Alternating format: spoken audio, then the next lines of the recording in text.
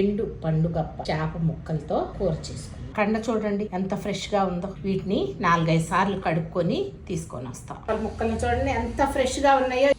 వేసేయండి. వేయించుదాం. సిమ్మెలు పెట్టి brown colour వచ్చే వరకు వేయించాను. తీసుకున్నాం. జీలకర్ర, ఆవాలు, ఉల్లిపాయలు, పచ్చిమిరపకాయలు వేసి ఒకసారి తిప్పుదాం.